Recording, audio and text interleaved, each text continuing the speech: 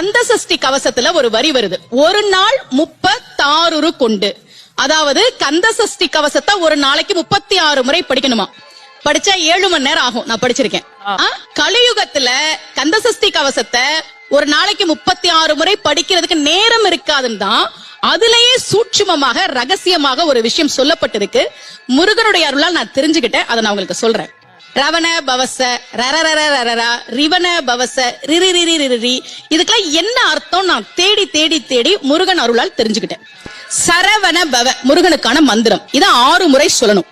இப்ப சாவ தூக்கி பின்னாடி போட்டீங்கன்னா ரவண பவச, அத 6 முறை சொல்லணும். இப்ப ராவ தூக்கி பின்னாடி போட்டா வனப வசர, வாவ தூக்கி பின்னாடி போட்டா நபவ சரவ, இப்ப நாவ தூக்கி பின்னாடி போட்டா பவ சரவண, பாவ தூக்கி பின்னாடி போட்டா வசர வனப.